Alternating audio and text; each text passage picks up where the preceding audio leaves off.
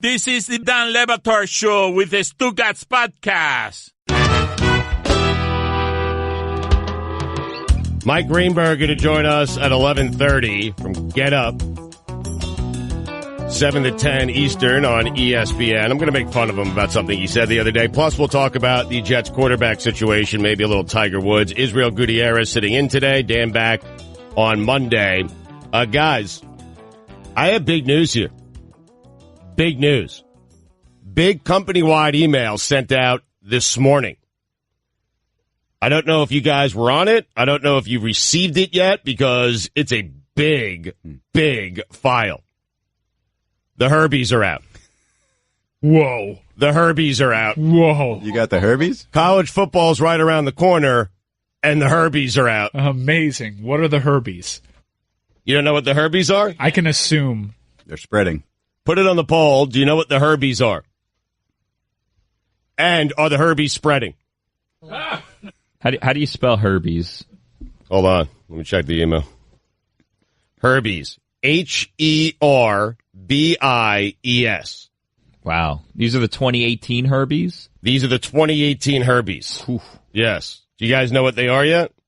I know that there's a Herbies preseason special, 8 o'clock tonight on ESPN2. So it sounds like you can't say the Herbies now. Sounds like I got a case of the Herbies. You can. Do you want to check, Mike? You can say the Herbies because it's posted on ESPN.com. Oh, wow, they're out on ESPN. Yeah. But he's got the see, that's a spoiler alert right there. Like, if you want to watch the Herbies live on TV tonight, then you shouldn't read this story. I don't know what to do here. Because I want to announce some of the Herbies. This is big news. I mean, you only know the nominees. Yeah, do you have the results? Because I see the nominees. Oh, hold on a You sec. find out the results I think you only have the nominees. tonight. Once you catch these Herbies, there's no getting away from them. You're right. I only have the nominees, but well, no, but there's like certain teams here, like an all intangible team, which I love. I mean, how did Herbie get the gig that I've wanted my entire life? My guess is you've maybe heard of one of the players on all intangible teams. Actually, no. I'm going to say you haven't heard of a single one. If you set the over-under at 1 and you bet the under, you won money. How do you not know Ed Oliver? Who? He's actually, I just found out about Ed Oliver last week. He's Yeah. supposedly supposed to be the number one overall draft pick. Defensive tackle out of Houston. There's an swag. ultimate Herbie on here. I saw that. Like the ultimate Herbie. Ooh, biggest shoes to fill. I love the Herbies. I'm surprised you never had the Herbies, Stu. Oh, I've had the Herbies. Well, once you get the Herbies, you can never lose the Herbies. Yeah. You can only hope to contain the Herbies, Herbies. as there's no cure for Herbies. Okay, so There's another Bosa out there? yeah, man. Oh, my God. He's up for best pass rusher. He could win a Herbie tonight. Oh, tonight's the big night? Yeah, Tonight's 8 the big o'clock. reveal. Yeah. ESPN2 where we find the winners. So maybe players, it's preseason. You may not know a lot of these players, but there are certain categories there that you don't have to actually watch any of the games because look at these categories. Games I'm most looking forward to. Miami LSU. Best celebrity college football fan. And let me give you a little It's got to spoiler be. alert. Go ahead. Well, McConaughey's on there. He is. Okay. Yeah. Will Ferrell's on there. All right. Okay. Kenny Chesney. Do you know what team Kenny Chesney supports? What team? Tennessee. Oh, get out. Snoop Dogg is on there. USC. So he's going up against Will Ferrell too. Maybe they split the USC vote. And A-Rod, Miami, Oh, please. is a nominee for a Herbie for Best Celebrity Football Fan. But there's also Best Atmosphere. There's also best hotels. Yeah. Really? I mean, a hotel's going to win a Herbie tonight. Wow. How about that? It's a lot of Herbies. You got Hotel Red in Madison, Wisconsin, which I've been to, by the way, and it deserves a Herbie. You have the Graduate, Ann Arbor, Michigan, the Abernathy in South Carolina, Hotel at Auburn University, and the Atherton in Stillwater, Oklahoma. One of those 5 going to win a Herbie tonight. What do you think gets like bigger placement in the hotel lobby? A Herbie or like a TripAdvisor like award? I mean, a Herbie. I would think so. Yes. Question marks that aren't actually questions What? is a category for the Herbie. Huh? Yeah. Question marks That's a that aren't question. actually questions. Right. You get what you You need to go on because I have no idea what that means. All right, I'll give you an example. Okay. Alabama quarterback. It's not a question mark. It's not an actual question. Nope, that's a statement. That is a declarative statement. Yep. Penn State running back. But what if you ask it like a question? Oh, Penn State running Point, yes. Penn State running back, Georgia running back, Oklahoma quarterback, wow. and Michigan quarterback are your question marks that aren't actually questions. But they are questions. How? Everything's a question, Mike. There's a Rodney Dangerfield also. What? Yeah. And a best kept secret. But if someone wins best kept secret, then the secret. Right. And the Herbies spread everywhere. Best bands as well. FAMU's got to win that, right? I mean, they win it every year, right? Wow, he's awarding the national championship tonight. What? We don't even need to Get play out of here. Yeah, he's awarding a national championship Who's tonight. up there? Miami? No, Who's in his Final Four? he awards the college football playoff. So congratulations to Alabama, Clemson. Haven't seen that before. Penn State and Washington. Wow. Yeah. He does have No Miami, reason to watch. I mean, He does have Miami losing to Clemson in the ACC championship game, but he does say sleeper Duke. Okay. All right. Right. Yeah. Wait. How many years have the Herbies been going on? That's a good question because I'm seeing the 2017 Herbie Awards were given out in December. So it seems like last Yeah, year was yeah. postseason, but this year it's preseason. Yeah, they have a celebration of the year Herbie from 2017, which of course went to the Miami turnover chain. I don't even know who the other nominees were. There was a Herbie Awards in 2016. What year? What month? There was a 2015 But what- Herbie Awards. What month are they giving them out in those years? All right, I'll find out. I think the 2015 was posted in August. I mean- Yeah. Bill, is there an award you'd rather win than a Herbie? Like, would you rather win a Marconi or a Herbie? No, a Herbie. Yeah, Herbie. Academy Award, Herbie. Herbie. Nobel Peace Prize? Herbie. Yeah. I think we'd all prefer to have Herbies. Yeah. Okay, so in 2014, I found a post that said the 14th annual Herbies. So it's now 2018. This started in 2000. Hang on. 18. Good job. Hey. You're an expert on Herbies I have. and math. How about best restaurant? I was actually setting that up for Stugotz to get wrong. Sorry, man. I wasn't listening. I'm not used to actually being able to talk to Stugotz or Dan. I'm usually here when they're not. Ooh. What's nominated for best restaurant? By being here when I'm not, you mean when you host a TV show every day, right? Oh. Oh, they're going to battle. Wow. World star. We're dueling here. But I think I've got a longer, bigger beef than you do. This show's been around twice as long as HQ's been around. Let's go back to the Herbie. I don't That's know fair. what exactly you were No, meaning let's stay right here. when you first threw that Let's out stay there. right here. I want these guys to duke it out. But I was going to agree with you either way. I'm not going to duke it out with Izzy. He's asked to do that show. He's very good at doing that show, and he says yes because he gets paid for And I doing that show, and he know, enjoys doing it. very well who is going to be there if I say no. Ooh. It would be you in an ill-fitting jacket. It would not be me. Wow. It would not be me. Wow. It would be me in an info. Yes, the jacket. Yes, no question about it. But it would not be me. There's a long list they go through before they get to me. Ooh. I am break glass in case of an emergency. That means you're on call, but you get stuck, traffic on the way down, you get sick, you're not feeling well. Then they'll ask me last minute, and the reason the jacket doesn't fit is because I'm wearing Dan's. So you don't want to be on the show? Or do you? I want to be on the show every day. Are you kidding me? So you Yeah. want to fight worse traffic, work with Dan for another 45 minutes, have him look at you the way he looks at you, except now on TV. Well, I guess he does it on TV here. And make a lot more money. Cha-ching.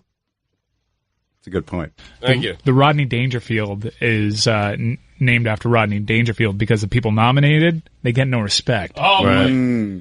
Mike, now you've been to some of these places, right? You traveled around to see some college football games. Favorite restaurant? Giuseppe's, Columbus, Ohio. Have Haven't you been there. The Smoking Pig, Pendleton, South Carolina. Haven't been there. nice. Jeff Ruby's, Louisville, Kentucky. Haven't been So there. we're just naming 5 restaurants in the country. These are all nominated for a Herbie. They're Herbie nominees. They're Herbie nominees. Oh, I've actually been to Soto in Atlanta. Yeah, any good? And And did you go? solid. Did you go this past year? But I can't vouch for how favorite of a restaurant it is for the Herbie. Is it Herbie worthy? I think it's in a Drake song. I And then think it's they- Herbie worthy, but it wouldn't be one of my favorite places in Atlanta, but it's one of Herbie's. I feel like if you're going to win a Herbie, you need some sort of like cockroach thing or like some health code thing. Those are the good restaurants. The one that have like those, character, let's say. Right. So when if I see a roach walking into a restaurant, I should be excited about what I'm about to eat. Herbie is. What restaurant down here would be Herbie worthy? Bull Bar. Wow. Touche. Yeah. ESPN Radio is presented by Progressive Home Insurance. Getting a quote is easier than ever. Baseball season rolls along. Tune in tonight as Mookie Betts and the Red Sox host the Indians, presented by Vivid Seats. Coverage begins at 6:30 p.m. Eastern Time on ESPN Radio, ESPNRadio.com, and the ESPN app. And now your SportsCenter update. Ravens receiver Jimmy Smith has been suspended for the first 4 games of the regular season for violating the NFL's personal conduct policy for abusing his ex-girlfriend. Richie Incognito was arrested for disorderly conduct and making threats at a funeral home where his father's body was being held. At one point, he told the employees he wanted them to cut his father's head off for research purposes. For all the latest headlines and information, tune into SportsCenter on ESPN Radio all throughout the day. Support for the Dan Le Batard Show podcast comes from our friends at Rocket Mortgage by Quicken Loans. Let's talk about buying a home for a minute. Because of rising interest rates, there's a lot of unpredictability when it comes to buying a home these days. It's causing a lot of anxiety and stress for a lot of people. Well, our friends at Quicken Loans are doing something about that. They're calling it the power buying process. Here's how it works. Quicken Loans will verify your income, your assets, and credit in less than 24 hours to give you a verified approval. That gives you the strength of a cash buyer. Then once you're verified, you qualify for their all-new exclusive Rate Shield approval. This is very cool here. First, they'll lock your rate up for 90 days while you shop. Now, here's the best part. If rates go up, your rates stay the same. But if rates go down, your rate also drops. Either way, you win. It's the kind of thinking you'd expect from America's largest mortgage lender. To get started, simple. Go to rocketmortgage.com/Stugotz. Rate Shield approval. Only valid on certain 30-year purchase transactions. Additional conditions or exclusions may apply based on Quicken Loans data in comparison to public data records. Equal housing lender. Licensed in all 50 states. NMLSconsumeraccess.org number 3030. Dan Le Batard. Wasted away again in Margaritaville. Searching for my lost shaker of sand. Stugotz. Some people claim that there's a green person to blame. Really? But I don't. I'm not Margaritaville, baby. This is the Dan Le Batard Show with the Stugotz on ESPN Radio. I want to get into a conversation about diners. I want to talk to Izzy about a flag football tournament that he has to travel to Denver for. Big time. Chris Cody in the local hour said that he got home from a softball game at 11:45 last night. I'm guessing the softball game was over way earlier than that. The drinking ended at 11:45. Is that fair? 11:44? Okay. Is that fair? That's fair. Yeah. Softball game was over at 8? No, it was over like 10:30. Okay. Drinking during the softball game? A little before. Pre-game? A little bit. Maybe one. One or two. Not during? Maybe one during. All right. Did you hit any bombs? Like in the softball game? Yeah. Yeah. No. Did you see his post? I don't mean to interrupt. It's so strange. He put on Instagram. Yes, you do. He put on Instagram a video of him hitting a single in softball and taking a pitch before. It seems like the strangest post to put on Instagram. Like, why didn't you wait for an actual highlight? Look, I asked my friend to videotape me. It was my one at bat I got videotaped. I got on base. I'm not going to, like, the people want to see it. Yep. Did they have them in Who clamoring? are these people? Oh, so many We likes. want to see Chris Cody hit so a many single. likes. How many people have watched it? Oh, I got to look, but so many likes. Okay. By the way, this Ohio State news, what happens to Urban Meyer, may or may not break here during the show. If it does, we'll discuss it. The trustees have began their discussions. They did so at 9 a.m. this morning. We should have some sort of outcome in about 9 days. What is going on? Have you been following this story? Since it started, yeah. Yeah. I haven't been eagerly awaiting this investigation and its outcome. I feel like they're just finding a way to dance around this. I'm curious to see where you're going to go with this. Well, I think Urban Meyer should have been fired. I mean, you don't need a committee to realize what happened at Ohio State. Uh-huh. And I think Urban Meyer should have been fired the second they found out about this news. But Urban Meyer is going to keep his job, and Urban Meyer is going to be on the sidelines. Does Ohio State play this weekend? You think he's going to keep it? I think he's going to keep his job, yes. What's the justification going to be? He wins a lot. that he did the right thing. He did the bare minimums. I think they're now he did lie to the media, but I think they'll find out through this investigation that he did the bare minimum, which is report it to his superior. I want that coach. I want all coaches to do a little bit more than bare minimums when it comes to that kind of stuff. So the university's going to come out and say, we've examined this, and while we question his moral choices by supporting this man, we still think he did just enough, so we'll keep him on as football coach. Like, you think that's what they're going to say? Yeah. Yep, he did what he was supposed to do. The bare minimum. I mean, coming from you, first off. What do you mean? Well, now all of a sudden you're not okay with the bare minimum. It's a bare minimum for a reason, and you don't even know what he did. That's what's most infuriating about this is you do an investigation. I know he lied. You know he lied to the media. Yeah, that's all you know. Is that a fireable offense? I also know a couple of weeks before he said anyone who lies should be fired.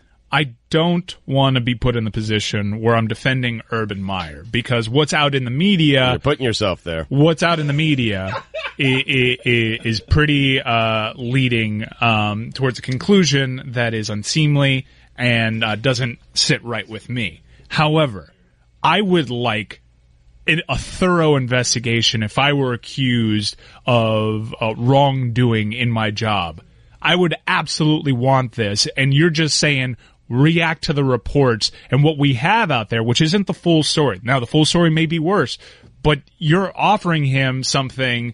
They're offering him something that you would love if you were in a similar position, not necessarily the exact position, but a similar position in which you were accused of wrongdoing at your job, and you just want them to can him because Brett McMurphy had a report. That's not right. Well, what if they did this? I mean, because nobody's going to take a moral stand here, but what if they did this? Like, what if Ohio State said, you know what? We can't fire you with cause, which is the whole point. Like, if you can't find a way to fire him with cause, then you can justify it. You can excuse it. You're just saying, well, I'm not going to pay all this money to fire him for something just because we think he should have taken more of a moral stand and fired this assistant before. It's going to cost me, whatever it is, tens of millions of dollars. Do you think that they should fire him anyway? Like, what's the reward for Ohio State for saying, okay, we're going to be moral. We won a championship recently. We're going to fire him and just eat the money and hire a coach that's not going to do this next It's time. An excellent question. Nobody's going to do that. If you're going to fire him with cause, how do you fire someone with cause for doing the bare minimum? It's a bare minimum for a reason. You can't fire him for cause. Shouldn't we have higher expectations for our coaches? I mean, they walk into living rooms and they ask kids, hey, come to my school. I'm going to treat you like I'm your dad, like you're my son for 4 years. Shouldn't we expect more out of our head coaches? I expect them to look at Zach Smith and his behaviors. He's been covering up for Zach Smith since 2009. And not just Israel. The domestic abuse stuff. I'm talking, this guy's just kind of gross. Like, wait, but in 09 in Florida, it was important enough for him to have Earl Bruce drive down to Florida and talk to his grandson, okay? It was important enough then. He didn't do bare minimums then. He actually got Earl Bruce to come down. And now in 2015... all he does is call his AD, and I guarantee you, the AD, he's going to be the fall guy today. That's it. That's the guy who's going down today. Yeah, because he's not as important as Urban Meyer. Urban did the bare minimum, and then above him, it's in your hands. Now you're to blame because we can win with Urban and not you. Now somebody takes the fall for the ignoring domestic violence, and Urban just kind of, skates and goes about his way. Time for Dan to reluctantly take part in something Stugotz couldn't be happier doing. All right, Diner Talk and the next super team in the NBA coming up next. Saw that picture, Mike, didn't you? Telling you. LeBron had this plan years ago. Dan Batard. How much does the watch cost, Ludacris? How much? I don't know. I got it for free. That's a good question. Stugotz. That's an indelicate question, right? You don't ask a woman what she weighs, and you don't ask a hip-hop star what his jewelry's worth, do you? That's why he let me ask the question. You really don't. This is the Dan Batard Show with the Stugotz on ESPN Radio. ESPN Radio is presented by Progressive Insurance. The Dan Le Batard Show with Stugotz is brought to you by Pennzoil Synthetics.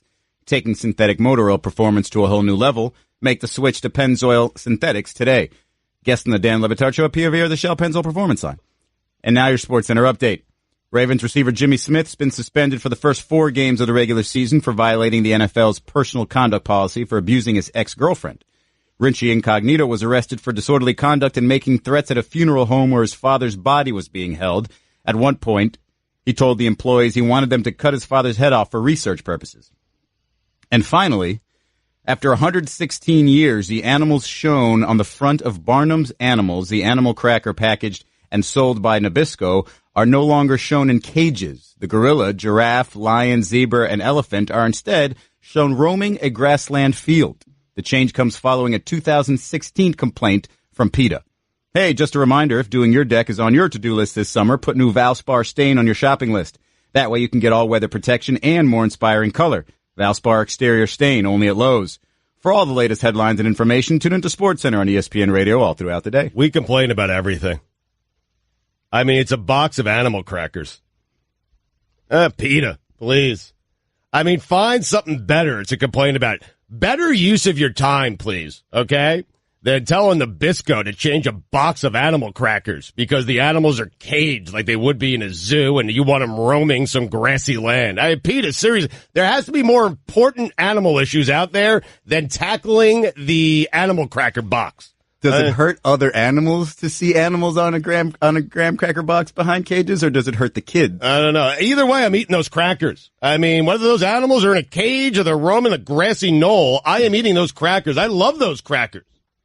Taking 2 years to get those cages off of the boxes, is that a good amount of time? Is it taking too long? It's 2 years too long. It's a waste of time. You have to think PETA has some better things to do. There are animals, real animals, suffering out there. You think the crackers taste better now because they're free range? How do you play by the lawyers, though? Yeah, I'm just going to say it. Animal crackers are overrated. There, really? I said it. You have to say there, I said it. Put it on the poll. Animal crackers overrated. Also. And should PETA find better use of its time, yes or no? Also, in addition to those two polls, they're called animal crackers, but they're not crackers. They're cookies. Cookies. That's animal crackers. Cookies are crackers. Like Put that. it on the poll. Yep. Wow. It's a good question, Mike. What do you consider it to be? I think I'm with you. I consider it to be a cookie. In this like country, crackers, though? I put cheese on crackers. Like I wouldn't put cheese on, I wouldn't put cheese on an animal cracker. In England, what do they call crackers? Do they call them biscuits? I know it's like crackers and cookies are different over there. Wafers. Yeah, PETA should have spent more time saying change the name to animal cookies. Right. That good use of their time. Yes. Yeah. Yes. Much better more use of their useful time for the American public. Yeah. I mean, the animals notice? They care? Like, I mean, I never really noticed. I just thought they were being transported from one place to the next. I didn't think they were behind a cage for anything sort of sinister. But either way, they're locked in a box. And then someone opens the box, some kid, and he eats them. Yeah. You're going to be digesting these animals. Is it worse that they're protected behind a cage or that you're swallowing them? Well, Billy brought up a good point about a diner. He did so during the break. Actually, during your Sports Center. Okay. These are when the best conversations happen. When someone else is here doing Sports Centers, which I usually do, Billy was telling me that no good diner. Well, Billy, go ahead. Present the argument yourself. Well, because we were talking about diners in the Herbies, because Herbies giving out his awards. I don't think there are any diners on the Herbies list, but doesn't matter. This is what we were talking about, diners. So we said, a good diner has a little character. You see a couple roaches running around. You also notice, like in a good diner, the grill always has just gunk in the corner that's been there like 10, 15 years. Yeah. Just gunk that's there. Like wash it down. They really don't wash it down. But they just kind of push all the stuff off to the side and then it builds up and it's, delicious. Yeah. Another good characteristic of a good diner, the menu obviously is always laminated at a good diner. And when you lift it up to look at the back, there has to be kind of a little bit of water in between. And if it's a little sticky, that's okay too. The sticky's okay, but you need to have kind of like the wet menu. That the water's not like clean water, but it's like, someone just went with a rag and then they just put the menus down on top. That's a good diner. When you sit down and you can still kind of smell the wet rag odor from wiping the table. Oh, that's the smell. That's another good. No, you want to sit down and it's still dirty and they need to come over and wipe it while you're sitting there. It better still be dirty. Yes, it better still be dirty. Another good sign is on like one of your forks. You don't want it. You want a little smudge on the fork, not on where your mouth is going, like where your hand goes. You want it to like a little smudge on the fork. Yeah, it's interesting though, because I have a hard time. Normally at like fancy or regular restaurants, I'm comfortable putting my silverware directly on the table.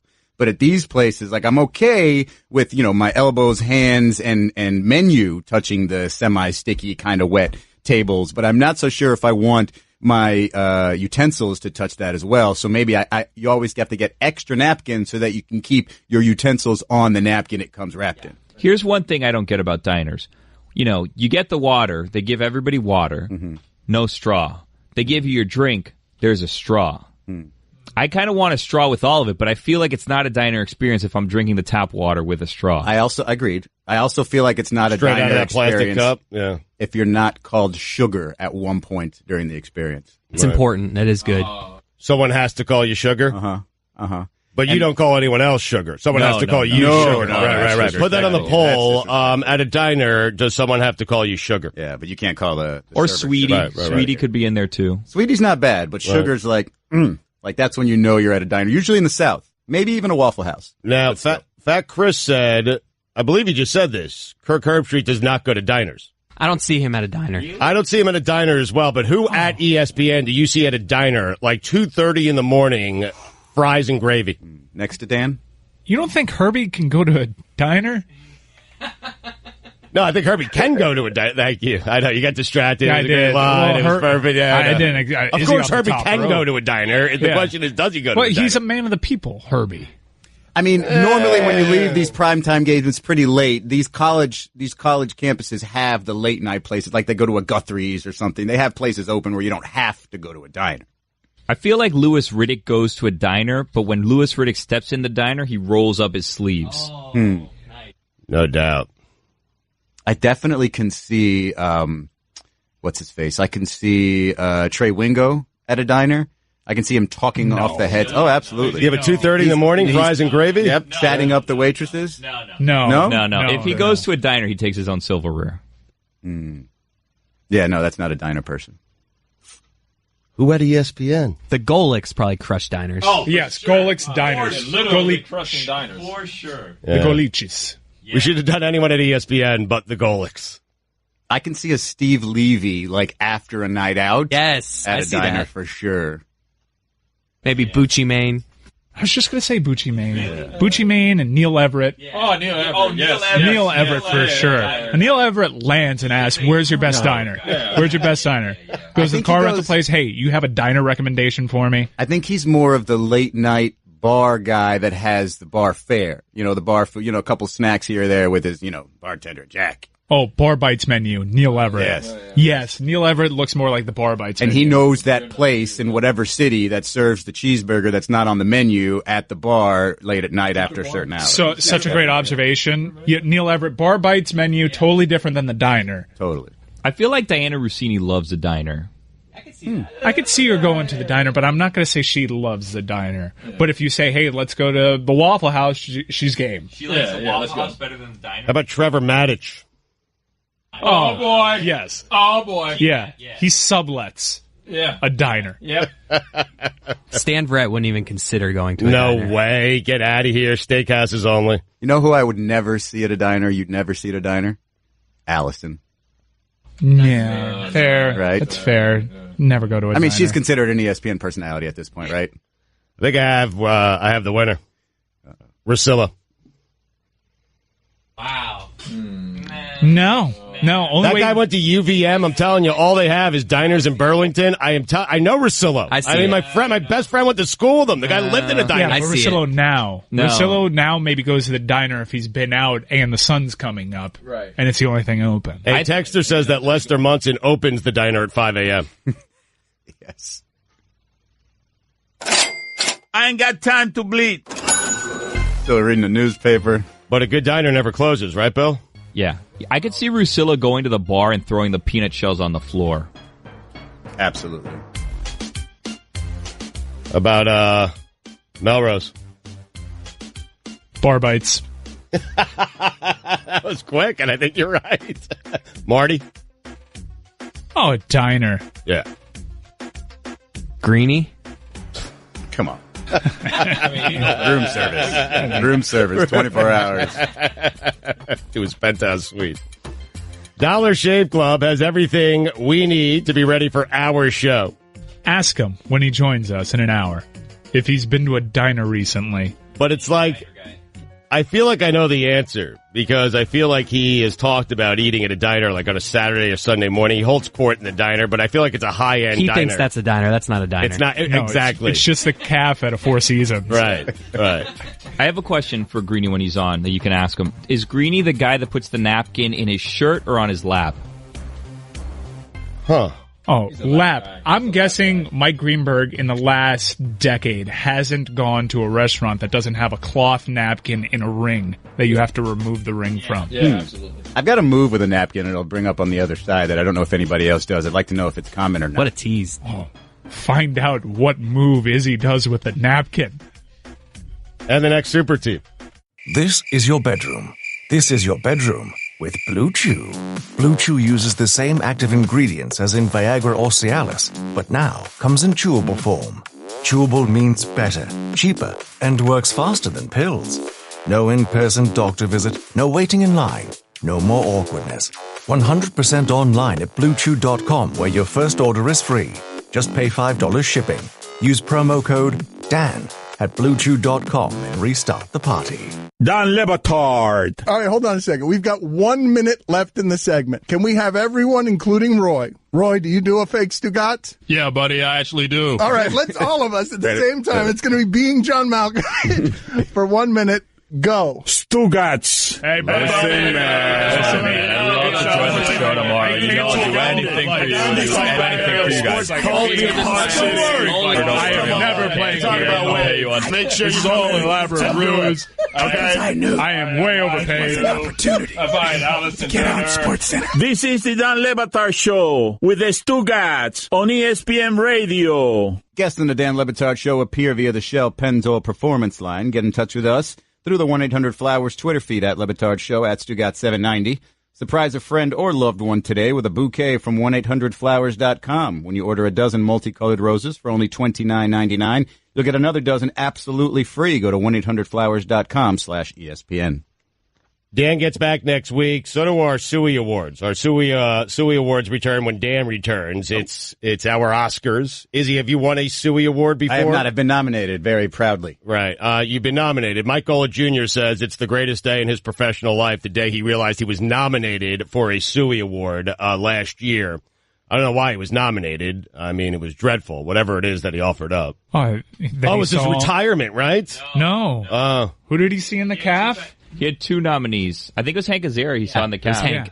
Okay. Let me find the winner. Hang on. Okay. He actually still in his profile, his Twitter profile says Suey winner for best story of 2017. Wow. That's the top headline on his profile. So to get you ready for this year's Sueys, we will play a Suey from last year. And again, it's the highest honor on this show. That and the Hakeem Nicks laugh. Suey and a Hakeem Nicks laugh are the two highest honors on this show. So we will play one of those for you coming up in just a little bit. Greeny going to join us at 11:30. By the way, Golick sent me a text here, guys. He has a Waffle House card. And here's the deal. They mailed it to him. He didn't ask for it. He's just a Golick. I imagine restaurants all throughout the country just mail Golick's gift cards to restaurants. Don't you, gift Chris? cards? They're not like rewards cards. This seems like a card that Mike Golick can just walk into any Waffle House in America and just put it right on this card. How about that? I'm going to go ahead and guess. I mean, Fat Chris is jealous. That's heaven. Just a Waffle House rewards card with which he can eventually get some free stuff if he just puts it down. I have a rewards card to a breakfast place here in Fort Lauderdale anyway. Right. Yeah, so I feel like I think you're just jealous because you're not on the same level as Golick is with Waffle House. Yeah. That can be a little bit true. Would you guys like to hear the Suey Award winner for Best Story from last year? Yeah, I would. Can't talk about the calf enough. That place, it's amazing. Yeah. I mean, it's the nicest thing up there, right? Oh, by far. Saw Hank Azaria in there the other day. I said, have you seen the calf? He hadn't seen the calf yet. That one. That was a winner. That was the winner. Best story. Best story. It's a bad Who year. votes for those? The listeners. Listeners do, yeah. This audience. What were you nominated for? Do you remember? I believe I was nominated for a Best Musical Performance last year. Very nice. Yeah. Shockingly, I did a Drake. Yeah. Unfortunately, you're not nominated this year. Yeah, we can that's reveal fine. that. I haven't done any real good musical performances, but nor have I had any memorable moments from my memory, so I wouldn't expect to be. I remember it was a Drake song. It was like, pump, pump, pump it up. Like, that's all I remember. Technically, I think it was a French Montana song featuring Drake, which, which is every other song. Right? Do we have that song? Do we have Izzy's song anywhere? Let's take a couple hours to find that one, shall we? Yeah. Well, it was nominated for Suey. I mean, can I ask my napkin question? You can. So you were asking it's a bib or put it on the lap, right? Does anybody else do what I do and take the napkin and just sort of stick it under the plate, like stick an edge of it under the plate right in front of you, so it's hanging over the edge of the table, right? So if you're sitting up, you can sort of pull it over your pants or what have you to avoid anything falling there, but you just kind of have it there at all times. And if you want to, wipe your hands, you just go to the bottom of the table right under the plate, and you wipe your hands and you keep going. And if you get up and sit down, you don't have to move the napkin off your lap or whatever. It's just hanging there off the side of the table. Pump it up. She got a good head on her butt. I pump it up. I'm not a one-hit wonder. They know all my stuff. You let me turn into the brother that you almost was. I done seen a lot of stuff and I done been in things. And I'm sell off like that man that brought me in this thing. How you out here celebrating like the winning team? No. Calm down. Stuff ain't how you think it is. Take a look around. I'm supposed to be on a vacation right now, but I'm home wildin' word to DJ Khaled back with another one. I'm steady dropping bombs on your head top. Been that way since I could make your bed rock, huh? How did not win? Huh? That's the best French Montana you've ever heard right there. What won? Oh, man. What won that year? Probably a Greg Cody thing.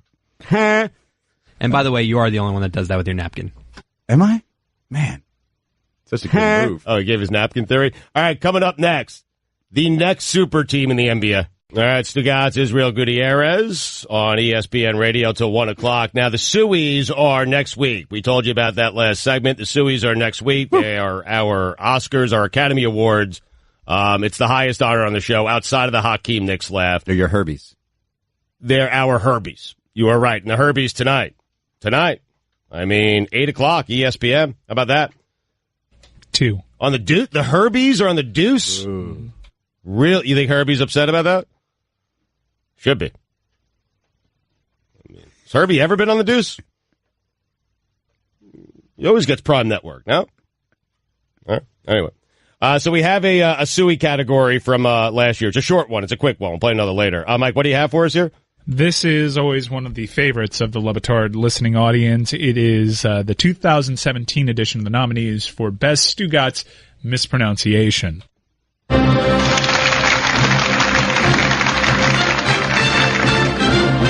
And now, the Suey nominees for Best Stugotz Mispronunciation. Warm. Many of my friends. Soliciting. Soliciting. Totality. Superstitious. Coach. I think that. That's Peanut. Steak sauce. Sauce. Histrionics. Gut over. Get out. Refund. Sample size. Martial arts. Martian out. Iron. Job.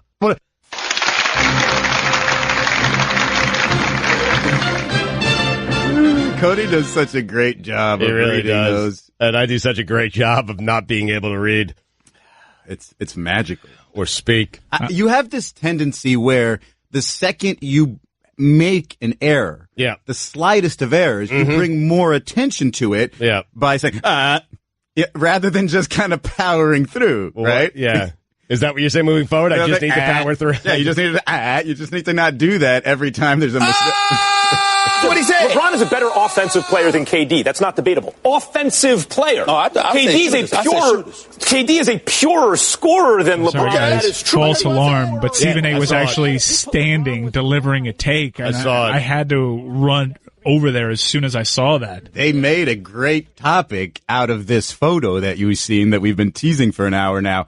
On the next super team, they made that topic of the photo that includes Kevin Durant, LeBron James, and Kawhi Leonard into, which two of these three would you take? We'll get into that later. Mike, play that Suey one more time, please. Average, I'm looking at the assertiveness. When I talk about Lonzo Ball, for example, who has no business being in this conversation for any other reason. Right the only reason I bring him up is because I've never excoriated Lonzo Ball's talent. What I said was, you got to be assertive. You are asserting the idea, without backing it up, that assertiveness is the most important thing. Assertiveness that's not important. It's important, but it's not the most important thing. Do you find KD is more assertive than LeBron in crunch time? Because their track records would suggest otherwise. Well, you can say that, and I would say to you that there's been a long, long time that LeBron James was not assertive. We're not talking about that. We're talking about now. Oh, last year you got me. No. Last year you got me 1 year. Last 5 years. I disagree with that. What was the final MVP against the 73-win Warrior team? So what? The reason that KD's on the Warriors is because LeBron had an all-time great performance. Who's the one that went off about that? That would be me. But make no mistake about it, the NBA did give the Golden State, the Cleveland Cavaliers, that stimulus package. Don't get me started with that. Let me explain. Don't get me started with that stimulus package. Let me explain to you who LeBron is. LeBron, I used this analogy the other day, okay? Yeah. LeBron is Thanos, right? And I don't know what you're talking about. And the Warriors are all the superheroes put together. And it still doesn't matter. LeBron still beat him. I mean, he needed Kyrie. Everyone needs a little something. Really? Do I need to get hold on. Do I need to get my boy? Do I need to get my boy? Hold on. Do I need to get my boy Shiggy from Instagram? One game? One? You couldn't get one game? Don't give me the talk about LeBron. You got swept. You got swept. You don't need to get Shiggy. You're the original guy. Your Lord, got swept. We're far afield here. Man. Oh, Max. I mean, Max. That's the first time we've ever kept Max on. Wow. Yeah. Vacation was good to Max. The training sparring sessions that he had with Will Kane, Max took it to him. I've never heard two people yell over each other so successfully while you still hear and understand everything each are saying. That's amazing. It's a skill, and it's amazing. Try to understand what I'm saying. Play that Suey category again, Mike.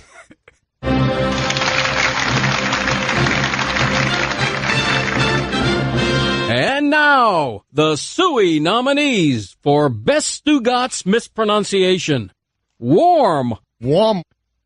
Many of my friends. Soliciting. Soliciting. Totality. Superstitious. Coach. I think that. That's Peanut.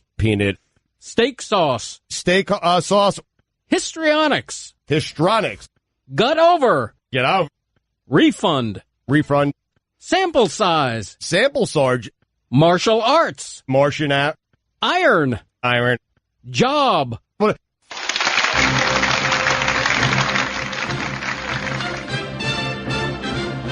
I think that is a doozy. I mean, just an absolute beauty. I love how Cody says, I think that. Yeah. Peanut. We can actually make an announcement. It was this category last year that got the award show council thinking. And you know, the Oscars, they don't have the same host every year. Historically, Poppy has been the host of the Sueys, but we are proud to announce this year a new host for the entire Suey Awards this year, Mr. Greg Cody. Wow. That is a big deal. Wow. He went from hosting the PPPPIIs at home to doing this. That's a big upgrade for him. It's a gala. I'm sorry. It's a gala. Mm-hmm. Speaking of big deals, Mike Golick, I mean, he is just peppering me. We're in his wheelhouse, talking about diners and food. He sent me a picture of his Waffle House card. I asked him how many other restaurants have sent him something similar. He says it's a GC, by the way, gift card. I call it a Golick card. Really? Yeah. Waffle House. Mike's being serious here. These are other restaurants that have sent him basically free food. Waffle House, Subway, Pizza Hut, KFC, probably a couple of more. Don't remember right now. There have been so many. This is senior, right? Not Gojo? This is senior, yeah. Man, gift cards. Yeah, that's a whole different bag right there. They're just giving you food. Yeah, exactly. That's what I'm saying. I mean, but Golick's earned it, right? I believe he has eaten enough in his life to earn it, I guess, right? That's the requirement, just eat a lot. Stugotz, didn't you kind of help with that, with the donut stuff? I feel like him eating those donuts really put him on the map. I don't think. I put Golick on the map? Yeah. No. Yeah. Yeah, he's liking this idea. Yeah. Bill, let's put that on the poll. Did I put Golick on did Stugotz put Golick on the map? I wouldn't blame Just him. put it on the poll. I wouldn't blame Golic if he took terrible offense to this question. Did Stugotz put Golick on the map? Just make it a poll question, okay? Are you guys good with gift cards? I'm terrible with gift cards. I have like a whole Ziploc bag full of gift cards that I need to use because they're going to expire. They start losing value. Like I always tell myself I'm going to have a gift card day where I just go and start spending all my gift cards, but never do. And then there's another problem. Sometimes when you go to use your gift cards, the employees don't know how to use the gift cards. You got to scratch the little thing on the back and get the code. It's a whole thing because they put in like debit card or whatever. So then you're scanning it and they're like, there's nothing on it. It's like I wrote in Sharpie, there's $15 left on this gift card. I called yesterday. I know there's money on there. But for whatever reason, they tell me, no, you'd have to call again. I have $90 in one restaurant in like 7 different gift cards. I can't use because the employees never really work the gift cards properly. So then that makes me never want to use gift cards, but I have so many. Do you guys use gift cards when you get them? I would hate to be behind you in line at Target. But I try to answer your question, I try to use all my gift cards immediately so that I don't have the problem that you're having.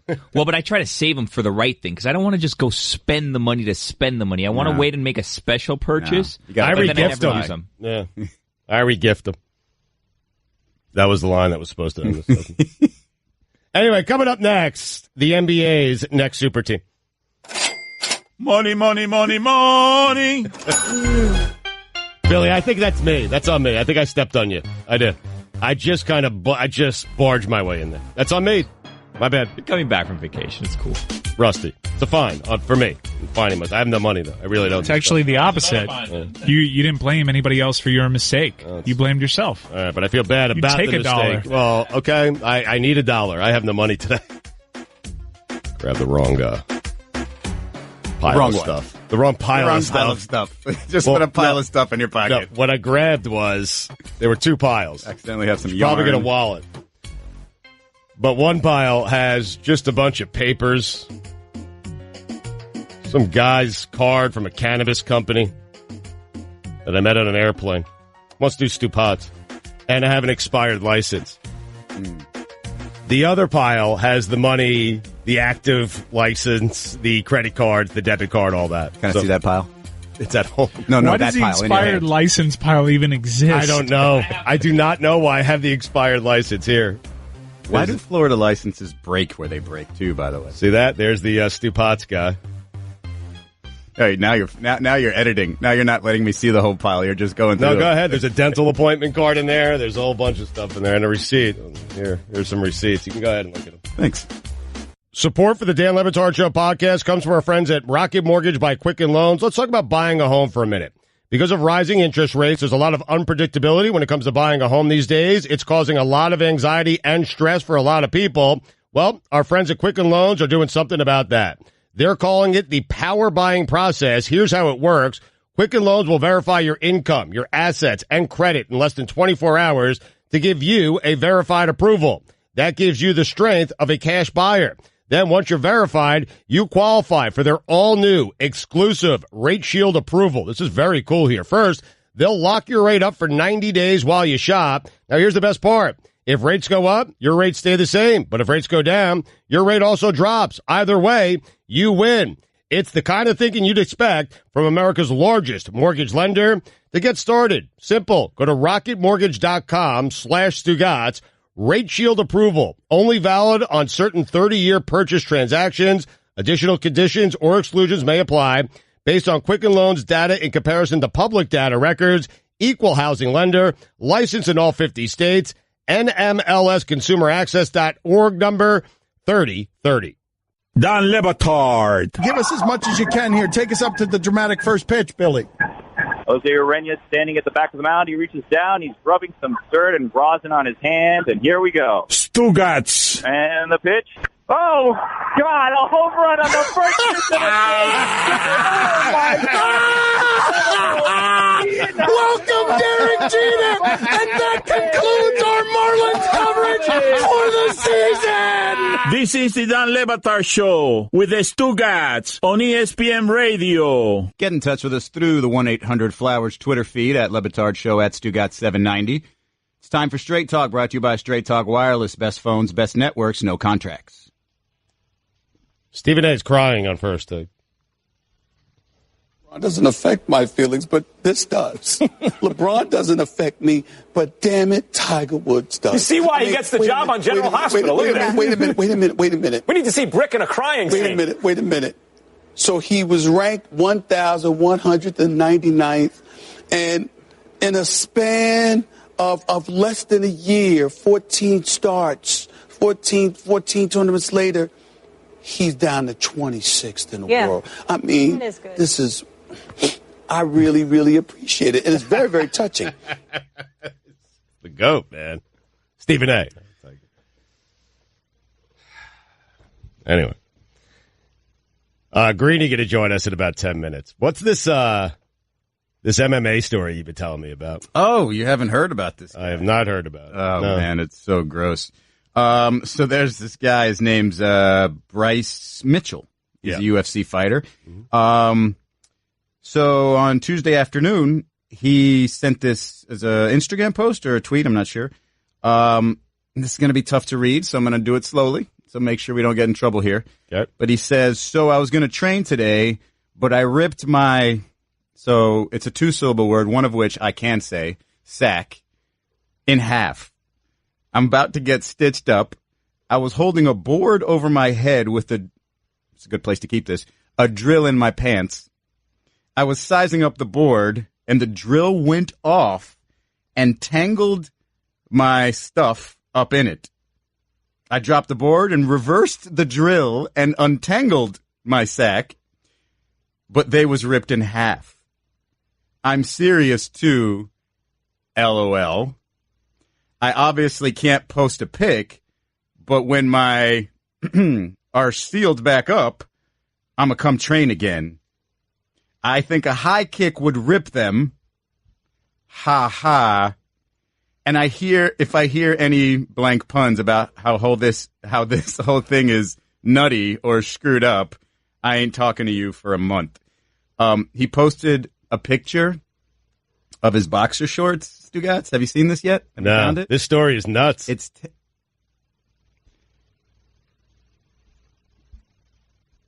What? How? It's terrifying. It's terrifying, this picture of his boxers. Oh, my God. It's just a bloody mess. And think about a couple of things here, as if you weren't grossed out enough by that pain there, right? So you've got the drill in your pants, and it goes off on your junk. And then you actually have to have the wherewithal to set the drill to reverse, undrill yourself, and then you can cry for pain or cry from the pain and get it fixed. You have to go through the process of undrilling your sack in order to then get to the bloody mess and hope that it can survive. The whole thing is nutty. What? You said he wouldn't talk to me for a month? Make any nutty jokes? Good. That is disgusting. And you're right. The wherewithal to be able to reverse that drill. That is. But why do you have a power drill in your pants? I mean,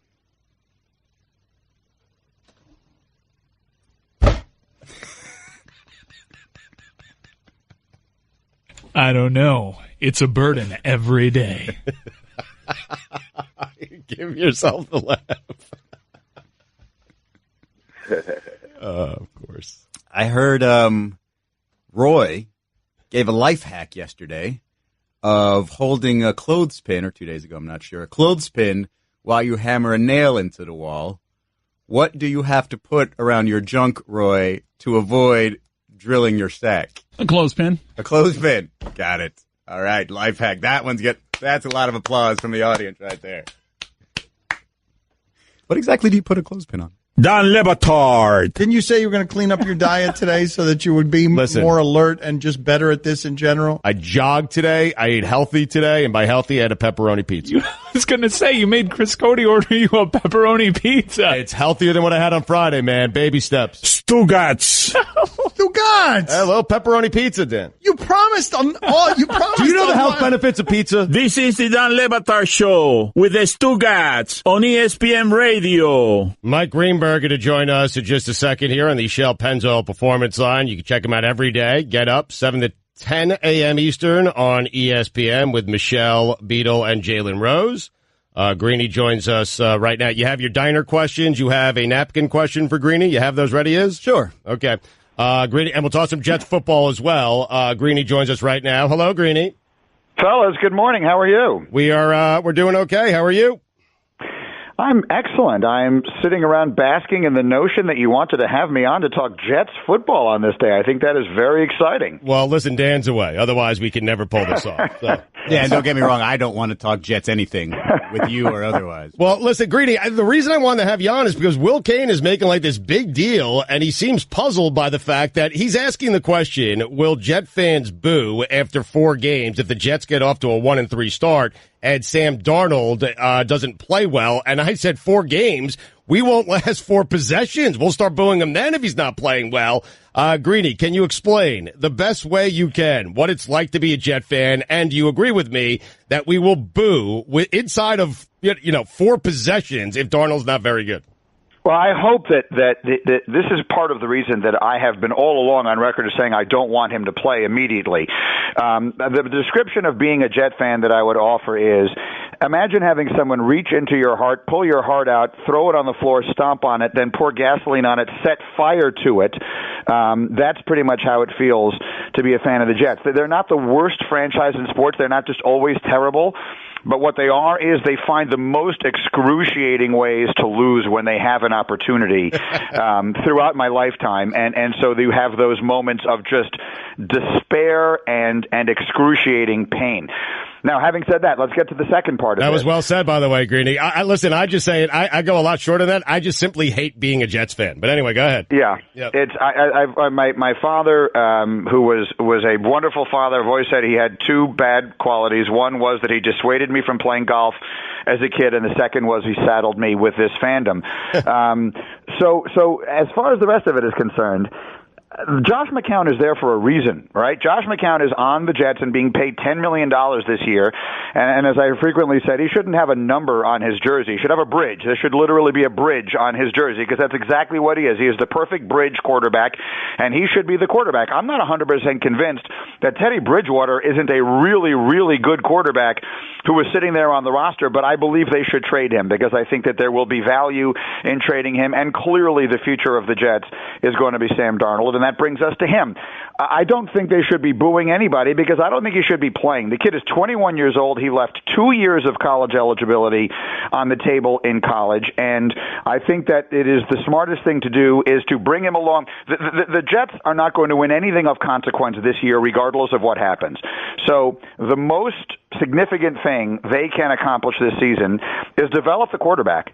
And if you think throwing him out there week 1 when he has seen nothing but vanilla looks and all this kind of stuff to struggle and get booed and get hit a lot is a good idea, then that's what they should do. But I don't think it's a good idea.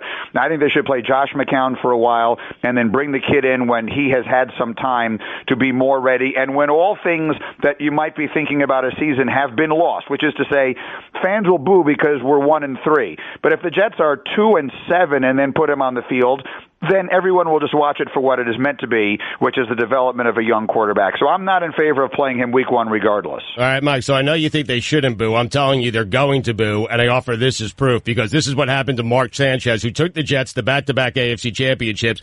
This is what Jet fans did to him shortly after he took his team to back-to-back AFC championships. Oh! Pathetic! You are pathetic! Thanks, Mark. Quick stop! You're pathetic!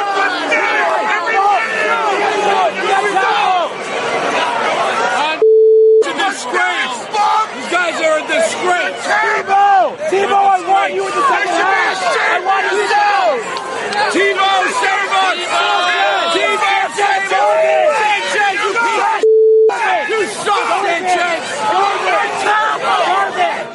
Greeny, again, I'll remind you, at least in my lifetime, that was the best 2-year run the Jets ever had, and that's what fans did to that quarterback shortly after that 2-year run.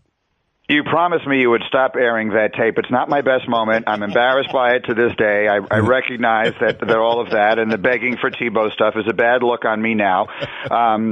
But look, I mean, I think you could substitute practically any group of football fans on any team, and that's how it would sound after a 2-game losing streak and the quarterback has thrown a bunch of interceptions. So I don't know that is specific to the Jets as much as it is. That's just sort of the way football sounds when the team is bad and the quarterback is bad.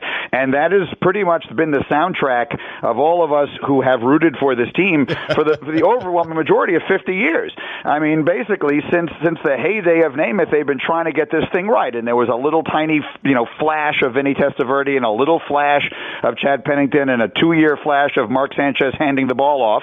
But for the most part, we've been waiting for this kid. Everything says this kid has a chance to do it right, but you have to develop him right. You have to surround him with the right people.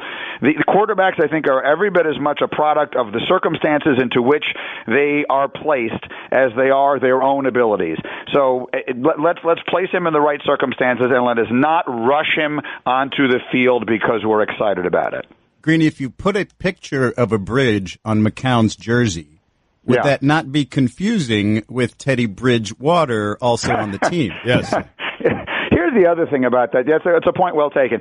Teddy Bridgewater is good, and he's 25 years old, and if his knee has made a miraculous recovery, that guy is an upper echelon. I don't know where you put him, but before he got hurt in Minnesota, was he a top 12 quarterback in the National Football? I mean, I don't know where you put him, but he should have won a playoff game. He absolutely beat Seattle in a playoff game, and the kicker missed the equivalent of an extra point that would have beaten the Seahawks in a playoff game a couple of years ago, and then he tore up his knee. Teddy Bridgewater, I think, might be a really good quarterback waiting to happen, and I believe that as soon as there was an injury someplace, the Jets should be able to get a pretty significant trade made with him. And I wouldn't be totally uncomfortable saying he might be the quarterback of the future. But they've made the decision. They've invested in Darnold, and it's the right thing to do. I'm not saying otherwise. But I think Bridgewater is pretty good.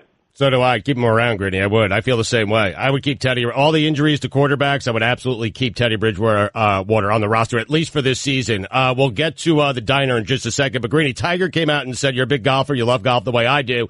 Tiger came out and said one of his best years ever this year. I understand why he's saying that, even without winning a major championship. He was close in the final two. I've been on vacation for a while, Greeny, so put me there. Put me wherever Mike Greenberg was. Sunday, final round, PGA. Tiger having his best final round ever in a major. Put me there. Screaming, and the British Open was just as good. And the thing about this guy is he makes the Valspar feel like the Ryder Cup. And he made Sunday at the PGA, which is the fourth and least appreciated major championship, feel like the Super Bowl. It felt like the entire world stopped and paid attention because he is the biggest and most watchable star in sports today. And there is something about this year. I understand what he's saying. There is something about this year that has been remarkable to watch, and obviously it hasn't been what he was at his apex when he won the Tiger Slam and actually held all four major championships at the same time. But I understand why he would say this, because this was something we never were going to get again. This was over. You and I would have both, I'm sure we had this conversation, you and I, over the course of time, that we'll never see Tiger again playing in a meaningful way in anything, much less a major, much less having a chance to win one.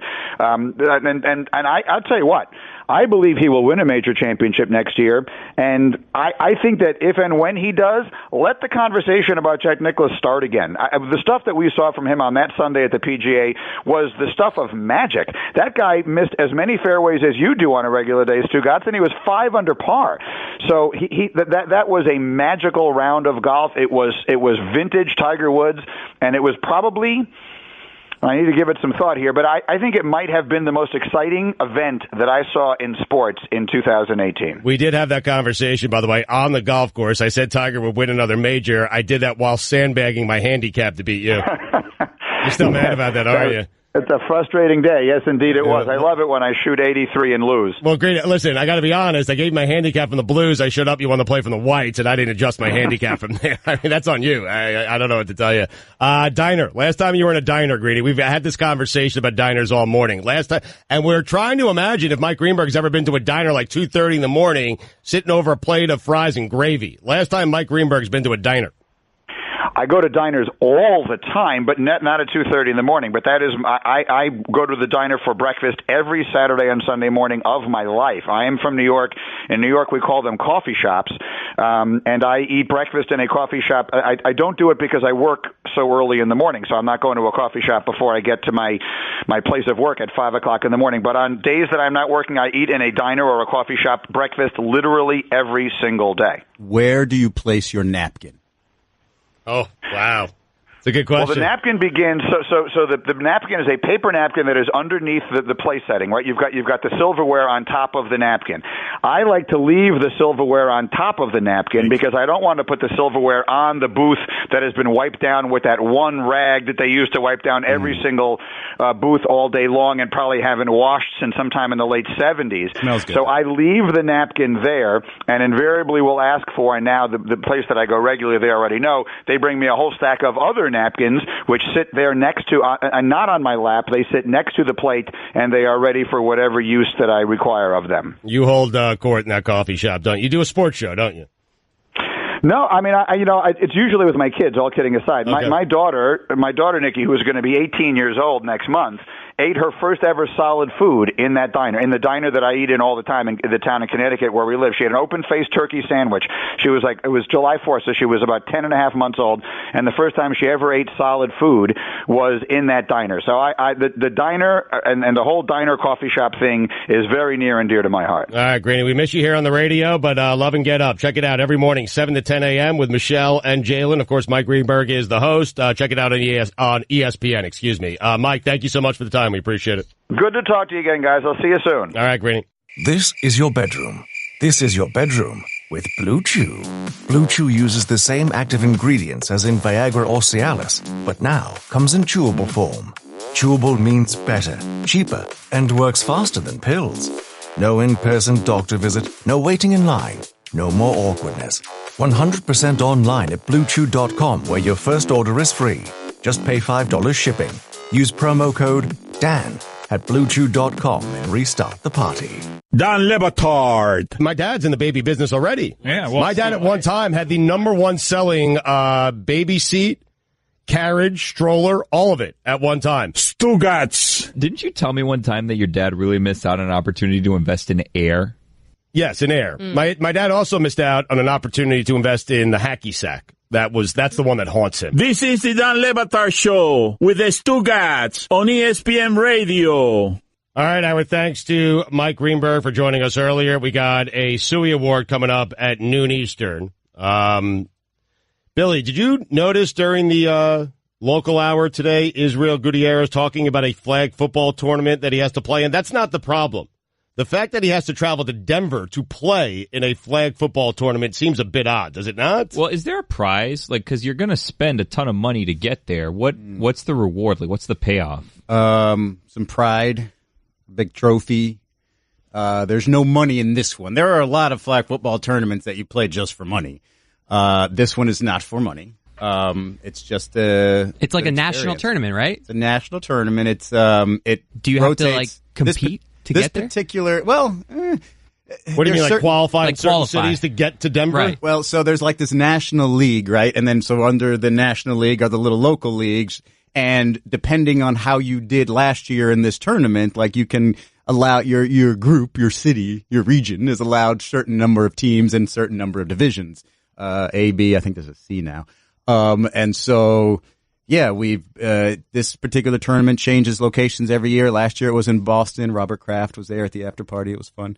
And this year it's in Denver. So if you win, you get a trophy, and then you need to figure out how to get that trophy home. That's part of the problem. Well, who gets the trophy, though? Like the MVP, or like how do you guys, and why was Robert Kraft there? The Patriots sponsored the event. Okay. All right. So who gets the trophy? Like, having never won this tournament, I don't know who actually gets it. There's the option of having it shipped to you if none of your teammates can take that thing back home. But I actually don't even know how big they are. They're not really that big. Like, you can just keep it on your lap. Right. Are you good? Like, what's the best your team has done in Saying this? my team? Or? Yeah, your team. So, historically, meaning since I've been on the league, in the league. Quickly dodged the question about you. No.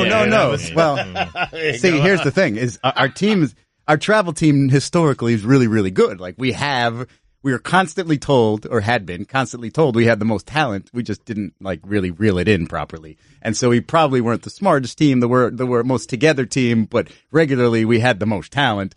Now that doesn't seem to be really happening. In fact, this year in this tournament, I'm playing for the first time in the B division. Oh, seems like coaching's a problem for your team. Coaching is definitely like if I were to just retire from the playing side and just coach, I think we would have a pretty good shot. Yeah, you avoided that question. What's the best your team has done? Quarterfinals, which in was Denver, in 2016. It was this tournament was in DC actually. Are there former actual football players in this league? I've played against a guy who was on the Seattle Seahawks practice squad. I've played against, we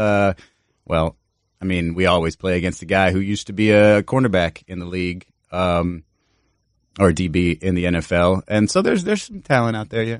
There's a guy on my team, or was on my team, and he's on my local team. He has been the last 3 years. Telling you this guy's a professional football player, like that level of talent. I don't know about NFL, like maybe a practice squad guy, but he's that good. He's not, though. He's playing in a flag football league. He's not playing it. Right. So he's not in the NFL, right? No, he's playing with you. No. Yeah, I know. It's crazy how that works, right?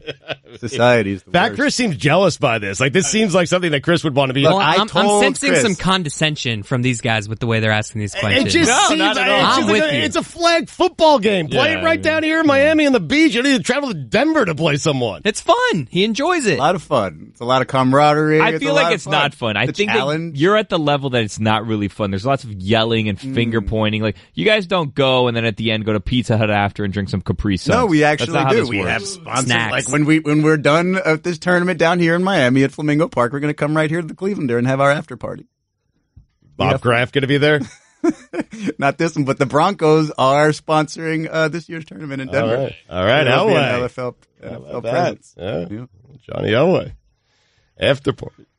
Anyway, coming up next, the NBA is going to have a new super team. I'll tell you about it. I have some breaking news on the Urban Meyer front. He's entered the building. He's here? The building where the Board of Trustees are having their meeting. Oh. Urban Meyer is now in the same building. He's been there for a little bit. Yeah. About an hour. But now we have someone stationed outside that building for ESPN, whom I've never seen before. Looks like a wrestler, though. Doesn't he look like a wrestler? He does. He looks like a collegiate wrestler. Looks like he lives in. He looks like Ohio. I mean, that's absolutely accurate. Thank you. He is standing outside. Some lady on the board is whatever. You don't have to give a full play-by-play of what you're seeing on television. She was struggling to get up the stairs. I felt bad for her. Someone should have helped her out. People of different heights walking into a building. This is B-roll. This is B-roll. You don't need to break down the I know, but she was struggling, the poor old lady, and I felt terrible. Now they're shaking hands. The board is shaking hands. Again, this is not a live shot of the board. And there's Ohio again. Ohio is standing outside the building. And there are two old-school 10-speed bikes. I'm guessing this guy took a bike to work, right? There are two old-school 10-speed bikes on the wall, leaning up against the wall right behind him in the shot. Look like beach cruisers. The building number is 2020. 2200. Close. Oh, correction. Sorry. 2200. David Lloyd hosting SportsCenter. And they have moved on. To the AL West, Astros, A's, hot race. Is this how you do the show when Dan is gone? You got a good 10 minutes from Stephen A., and then you just give play-by-play of time for the AL West lead. I mean, listen, how about the A's? Is Billy Beane still there? He's at it again. Billy Beane. And the Astros are the best team in baseball, and here Billy Beane is with a name an A. Go ahead. I dare you. Name an A. Altuve made his first start, by the way, in a while. Correa's back. He's been back for a little bit here. So the Astros are just fine. And he grounded out the first. Now Josh Reddick is up. Name an A, I dare you. Josh Reddick hit a bomb. Monster dong. Astros up 2-1, top 4. Oh, man. How about that? Josh Reddick was going to be my guess on name and a very smoky night at Safeco. What's going on there? Oh, Pearl Jam concerts a couple of days ago. Nelson Cruz is back. He struck out. 3-2 Astros, bottom 8. Meeting at the mound, first and third. And it's D. Gordon. Yeah. D. Gordon struck out. Astros win the game 3-2. They were playing the Mariners. Now we have to see what the A's did. They played the Rangers. So the A's play the Rangers. Brett Anderson on the hill. He's on the bump. .92 ERA in August. I mean, listen, if they gave a Cy Young out for just August alone, it would be Brett Anderson. How about that? He just struck out a Ranger. It's 1-0 A's top 4. And he just got a ground out to short, but oh, good, they got it in time. Still 1-0 through 4. Oakland up. Chris Davis having a monster season. And he spells it with a K. How about that? Chris Davis spells his name with a K. He's got 3 homers last 2 games. I think he's got like 40 on the year. I drafted him. Someone is signing. It was Heathcliff Slocum signing the back of his jersey. How about that? Chris Davis, dong on Monday. Monster. That person. But that was Monday. That person looked nothing like Heathcliff Slocum. I mean, I want to weave in a salad. Anyway, what happened there? Chris Davis, second time this month with home runs in 3 straight games. This guy's an MVP candidate. The A's went on to win 6-0. They are 76-50. Anderson, 7 innings, 8 Ks. Cy Young, August. Chris Davis is crushing it with a K. With a K. How about that? He's tied for the ML lead, 38 dongs, 26 homers versus the Rangers last 3 seasons, 3rd straight 100 RBI season. Underrated player. And that's what Billy Bean does. He sees value where others don't, and that's why he's great. There is a career out there for doing play-by-play of SportsCenter.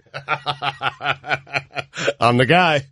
You can do an entire segment. I don't think I've laughed. Oh, there are the Nick Foles and the Eagles. Let's see what's happening here. David Lloyd, SportsCenter. Oh, look. Oh, yes, it's the injury. It's the Patriots sacking Nick Foles. He hurts his hand. This is after Brady blew him off. Fumble. Patriots recover. But Nick Foles will play tomorrow. I'm reporting it. At Broncos, Foles playing, done. Actually, listen, this SportsCenter better get on it. I mean, they better get on it. I mean, seriously, a team of producers, and I knew it was at Browns. I don't know why they put that graphic up there. That's ridiculous. Can everybody else hear as clearly as I can? The guys in the shipping container? Nick Foles has the red on, and so does Carson Wentz, and there are 2 other quarterbacks. Name an A, by the way. Name an A. I dare you. Anyone, at any point during this segment, name an Oakland A. Go ahead, I dare you. Now we got Doug Peterson, his gray hair. He's always got the visor on, and he's always got a little piece of hair just flapping over the visor. Looking like Myrtle Beach. Let's get Foxy's thoughts. John Fox on set with Nicole Briscoe right now, ESPN NFL analyst. Fox has been pretty good, I can be honest. They are trotting him around the studios there up in Bristol, and Fox has been, he said some stuff. He stands like know. Oh, well, I don't remember a single thing he said, but he is talking. John Fox. And a great tie. Striped tie, solid shirt underneath, gray suit. He is saying that he's confirming what I reported, that Foles will indeed play tomorrow, and he's got the right team. It's the Browns. Foles playing against the Browns. So good job by Foxy. A terrible job by Lloyd and Briscoe. He looks fantastic. Foxy does. Or Nick Foles. Yeah. Foxy. I think Wentz looks fantastic. We forget Carson Wentz, MVP, before he went down. And listen, to my personal record book still doesn't have a Super Bowl ring. How about that? Nick Foles really, really struggling. And that hit looked gruesome. Ooh, I can't believe he's playing tomorrow. I mean, he's a gamer. He is a gamer. Yeah, I can't believe. Does Foxy have anything to say about the report that he will play? The shoulder's healed. He's fine. He's also, his feelings are fine after being blown up by Tom Brady. Anything from Foxy? Well, he'll play. Well, hold on. Hold up. He stands there like a butler. He's got his arms crossed. Coming up.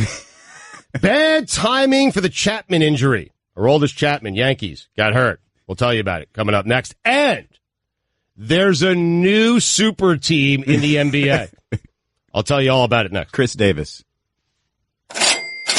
Splash. Name the name. With a K. Crushing it. Playing a Reese's Peanut Butter Cup commercial. Oh, look good. Do you, with the Reese's Peanut Butter Cup? I'm serious. I think we do a show where it's me commenting on TV. Yeah. Guys, this is an important question. I love Reese's Peanut Butter Cups. After peanut M&Ms, my favorite candy. Do you eat the edges first and then go in? Like outside in, or you just bite right into it? Because I'm telling you, if you eat the edges all the way around and then break them in half, the middle, different experience. Different flavors. And a better candy. Yep. You get the very chocolatey portion on the outside, and then you get the more smushy peanut butter part on the inside. Thank you. Totally different candies if you eat it that way. Yep. That, Chris? That's a good way to eat it.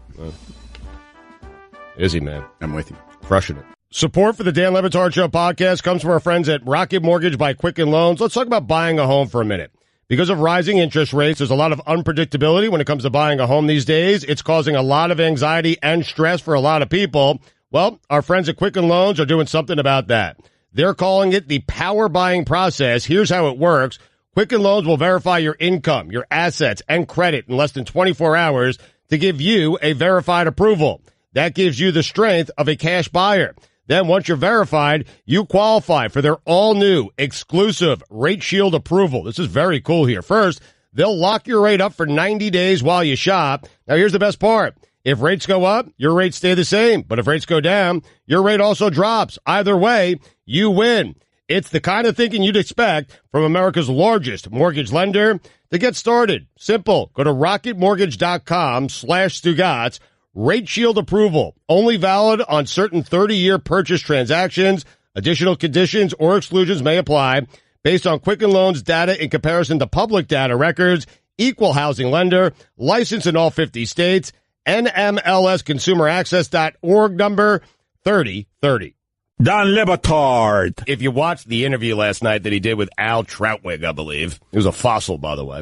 Anyway, if you... Why did you take out Al Troutwig? Troutwig, please. Oh, seriously. Well polished Al Troutwig. I got issues with Al Troutwig that go way, way back. Way back. Way back. Go on? I just don't like the guy, man. Stugotz. Put this on the poll. When I say the name Al Troutwig, do you imagine him wearing a wig made out of trout? This is the Dan Le Batard Show with the Stugotz on ESPN Radio. Izzy Gutierrez is sitting in for the next couple of days. Are we getting, guys, are we all in? We have a big golf match coming up. This is why I'm here. This is why I said yes to doing radio these 3 days, so that I can lock you in to our golf on Saturday. I am locked in. I'm telling you, I was planning on going to, Mike knows me. If I was going to bail, I would have bailed already. Mm-hmm. So Mike does know you based on that laugh. No, Mike knows me. I was going to go. I wanted to go see Dead and Company at the Lock-In Festival in Virginia. I wanted to go to this music festival. I am not going. Mike was, I asked Mike. I needed to take Monday off. Mike said, you just came off vacation. You're not going. So I am here. We're playing golf. He asked me this 10 days ago. I did. So we're playing golf Saturday. And I'm a little worried because it doesn't seem like everyone's in. Chris, is your dad in? Yeah, we're both in. You're both in? Yeah. Mike, you're in. You're my partner, Mike. Yeah, I'm super in. You're in. Izzy, you and your partner are in? Yes. Okay. 100%. Even when golfing this weekend to practice. Now, what are we doing here? Best ball? Best ball. I feel like the Codys are the favorites. I'm telling you the Codys are the favorites because I got an anchor in Mike and Izzy's partner has an anchor in Izzy. I'm a bit of an anchor. So it's basically me versus Izzy's partner. I have an anchor, too, in my dad, but I think I have the best anchor. Oh, nonsense. The most experienced anchor. Nonsense. I have the best dressed anchor. Yes. Well, I don't know. Israel. Oh, well, that's the real competition on Saturday. Who's going to look more fly out on the links? Mike came to my golf course in the middle of the summer. Yeah. Middle of the summer, dressed like Ricky Fowler. Pants. Bright shirt. Black pants. Rookie move. Middle July. I'm telling you, he was the best dressed guy at my golf course. the best dressed, the worst golfer, but the best dressed guy at my golf course. Had a few moments, though. The bump and run. That's all it is. It's about moments. The bump and run was great. I was a beast with a hybrid. Yeah. You need to have your putting game on because I don't want to bother with putting. I call myself mid-range Mikey. Okay. So mid-range Mikey, he'll help you out. Sue off the tee and on the greens, but Yeah, mid-range I'm the Mikey, that's where mid-range Mikey comes and he really shows up. And that's where you're in trouble with best ball. On best ball, though, with 4 people, you can hide someone, where someone can just chip in every once in a while. With 2 people, best ball, you got to be contributing. Listen, all I want from Mike, that's it. Just contributions. Just a shot here or a shot there. Make a long putt every now and then. Just give me something. I'll take care of the Telling rest. you right now, I'm not going to make a long putt. No. But you will get mid-range Mikey. He's a guarantee. What do you do on the tee? What does Mike look like? What I do on the tee is I usually slice one. Okay. Very rarely will I hit one straight. Do you always try to bomb, or do you just try to... I try to look good while I do it. Yeah, I don't try to, Mike make doesn't the ball. care about his game. He just wants to look good. I just want to look good, Yeah. drink some beers. So if I Listen to outdress some you, music. you'd be broken from the second we get out there. The real competition for me, I was under the impression we were giving out 2 trophies, one for the actual winner and one for best looking. Might have to let you win this one. We are Like it's giving more out. important to you. No, you're right. We are. Who's responsible for these trophies? Best dressed and what are the stakes here? I'm telling you right now. Okay, we're playing on the white tees. It's a Saturday morning. The course is very, very busy. Chris, we have 3 people who never played golf before. 3. We're all playing. From What are you talking about? Who are these 3 people? Let's do Chris's dad. The white tees, me and my dad are going to be like 100 yards out on every hole. No, it's a long course. Okay. It is. It is. It's a long course. Even from the whites, it's a long course. I've got the advantage here, Stugotz, of playing this course before. I know every nook and cranny. All the breaks. I know every single place I was searching for a ball. Do we have any stakes on this? I will also tell you this. 1 breakfast ball off the first tee. That's it. Breakfast ball? Breakfast. And then 1 mulligan per 9. One mulligan. That's Of how we do it. course. That's how we do it, too. Yeah, you Okay. get 1 mulligan. So you get a free shot, first hole, first drive. Then a mulligan per 9, in addition to that drive. Anywhere you want on the course. Yeah. You can do a mulligan on a putt if you want. Got a spoiler alert. That's that mulligan's coming early. I never knew these things. Like, I feel really cool now. I'll go What's a over them. breakfast shot?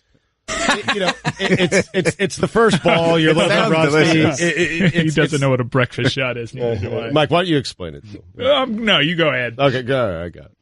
Well, breakfast. Fat Chris, you want to explain It's a this? mulligan on the first shot of the day. Right. Your breakfast ball is your first shot of the day. You get 2 off the first tee, basically. Okay. I was going to I say like the that. exact same thing. Unless the first one's good. Yeah, then you can keep it. But does it give you an No, you extra don't. mulligan? Do you get to No. save breakfast for lunch? Some people eat breakfast for lunch. Right. Like on the 10th tee. Brunch ball. Well, no, then you need to use it. So after that shot, you then need to use your mulligan on the front 9. And then you get another mulligan on the back 9. You cannot save your breakfast ball. Can I save my mulligans and use 2 for the back 9? No. No. Can I burn up 2 mulligans on the front 9? No. Can I burn up 3 and pretend you guys forgot count? Can I earn a third? Can I phone a friend? Are there any stakes attached to this? Yeah, let's put some money on it. I'm down. Let's put some entertainment value on it. We have a couple of days here because Israel's going to be with us the rest of the week. Do you guys want to make it something show specific, something that embarrasses the losing teams? How, do we want to let the audience involve them? I mean, Oh, I don't want to do any more sort of grid of death punishments. because it's right around the corner, right? Well, I have some news. Oh, no. On that front. Oh, no. I would like to resign as person who puts this bleep together. That's a formal position. That's not news. That's a request. Request denied. I am resigning from my post. It is a thankless job. A lot of work goes into it, and all I get from every single one of you is poison. It's ruined relationships here. Wow. It has. It's interpersonal poison. And I'm good with whoever takes over. If they want to decide to do away with it, that's their call. I am not in charge of this anymore. So there'll be a lot less Nicolas Cage-related penalties. There's going to be a lot less penalties potentially, period, because whoever decides to take over can just say, we're not doing it. I've been blamed for this thing unfairly. And I mean, you're making up the rules as you go along. I've been blamed with it being my idea, but I was pressured into creating an idea. Right. Okay, and it's totally my idea that I stole from the morning show down here in Miami. I've been made a convenient scapegoat, and all your anger, your vitriol, your text, I've seen it all, and I'm done with it. I'm resigning. Hey, at least you're the GOAT. Have you discussed this with Sarah? I mean, she's the commissioner. I don't know who's going to replace me. I hope no one replaces you because I'm tired of that thing.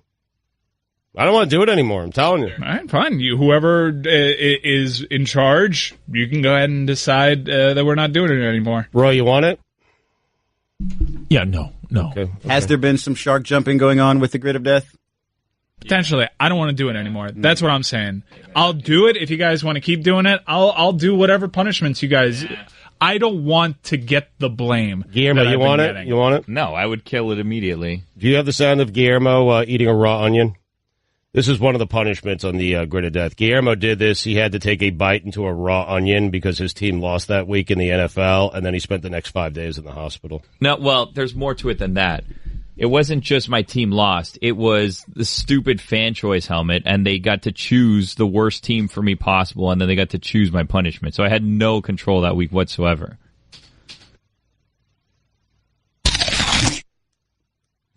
These fans, all of a sudden, who got to choose my team and my punishment, disappeared when the hospital bill came. If I outdress you, you still have to do Grid of Death this year. You don't want these problems, Izzy. Izzy, are you going shorts or long pants? I'm definitely going short pants. That's your first mistake. No, I'm telling you right now, I am kicking anyone who wears pants, okay, in the middle of August to my course, 110 degrees, you're getting kicked out. Capris count? I think you have to show your knees. No, this is... No, I didn't sign up for this. Mid-range Mikey plays best in pants. Fine, no knees, but you have to show your nipples. Whoa. I'll show my knees. I'll take knees. Don Le Batard. I feel terrible.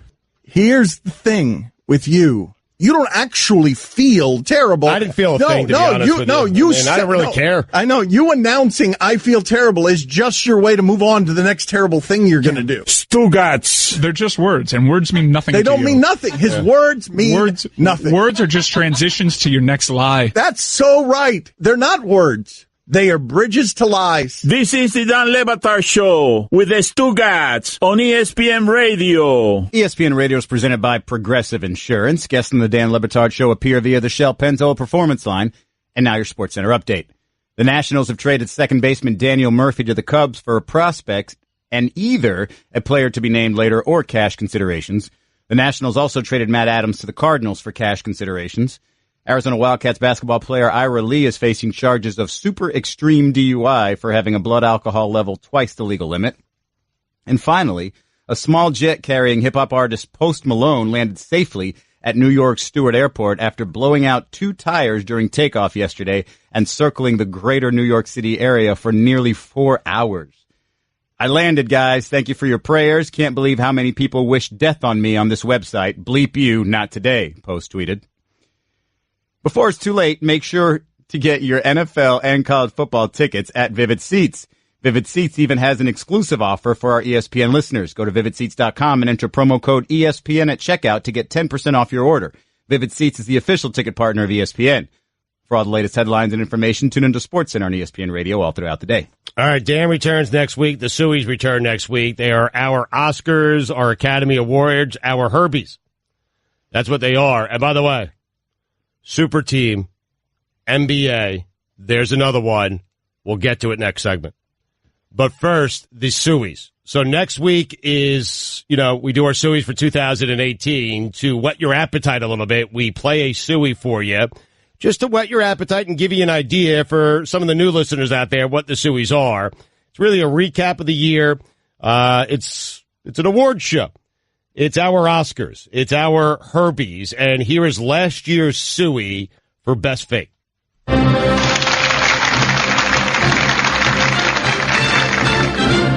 And now, the Suey nominees for Best Fake. Greg Cody's fake Mickey Mouse. Eisner. What was that? What was that sound? Was that Mickey Mouse just saying Eisner? Eisner. Is Eisner still in charge of the company? I'm an 88-year-old mouse. They still have me wearing little boy pants. I'm trying to talk him into wearing a nice pair of gabardine slacks. Minnie, bring Daddy another scotch. Dan's fake lavar bowl. I'm undefeated. Never lost. Mike Ryan's fake lavar bowl. I need insults. I never lost. Dan's fake Fat Albert. Hey. Chris Cody's fake Fat Albert. Hey. Mike Ryan's fake Fat Albert. Hey. Thank you.